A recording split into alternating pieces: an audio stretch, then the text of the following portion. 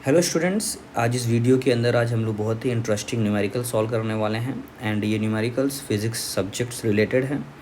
And ये numerical ये questions CET students के लिए डेडिकेटेड है, जो कि 2026 में अपीयर होने वाले हैं फॉर पीसीएम और पीसीबी स्ट्रीम के लिए। ठीक है, तो यहाँ पर जो क्वेश्चन दिया गया है, ये questions physics super position of wave से है। एंड ये क्वेश्चंस एमएचटी सीईटी के क्वेश्चंस पेपर में 2021 में पूछा गया था फिज़िक्स के सेक्शन में। ठीक है स्टूडेंट्स, एंड तो चलिए विदाउट वेस्टिंग एनी टाइम इस क्वेश्चंस को रीड करते हैं एंड इसको सॉल्व करते हैं। तो हमारे पास जो क्वेश्चन है वो ये है कि the frequency of two tuning fork A and B are respectively 1.5% more and 2.5% less than that of the tuning fork C. When A and B are sounded together, 12 beats are produced in 1 second. Then what is the frequency of tuning fork C? बहुत ही अच्छा question है, simple question है।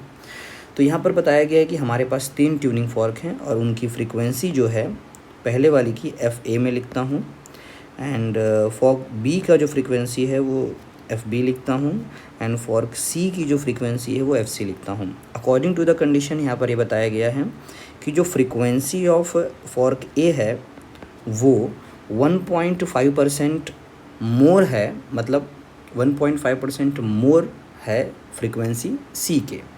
तो यहाँ पर मैं उसको इस तरीके से लिखता हूँ कि मतलब फ्रीक्वेंसी सी प्लस और 1.5% का मतलब यहाँ पर ये है कि 0.015 सी। ठीक है, एंड जो हमारे पास यहाँ पर फ्रीक्वेंसी बी है, उसकी जो फ्रीक्वेंसी है वो लेस है 2.5%। It means that 0.025 F C as compare to the मतलब फ्रीक्वेंसी ऑफ फॉर्क सी। ठीक है, तो यहाँ पर हमारे पास दो कंडीशंस आ गए हैं और इन्होंने बोला है कि आपको फ्रीक्वेंसी सी कैलकुलेट करना है। ठीक है, तो यहाँ पर बोला गया है कि यहाँ पर इंटरेस्टिंग ये है कि 12 beats are produce in 1 second. ठीक है स्टूडेंट्स, तो बीट्स अगर आप कैलकुलेट करना चाहते हो तो बीट्स कैलकुलेट करने की जो फॉर्मूला होती है वो n1 माइनस n2 होगा if n1 is greater than n2। ठीक है, तो चलिए हम लोग पहले सॉल्व करके देखते हैं। तो यहाँ पर जो n1 है, it means that here we have taken for n1 we have taken here F A minus F B equal to 12 beats पर सेकेंड।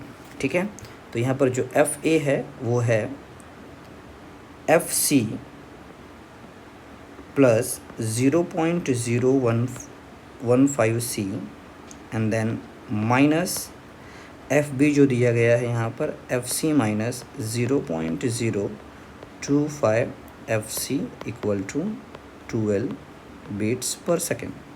ठीक है स्टूडेंट्स, तो चलिए आगे बढ़ते हैं।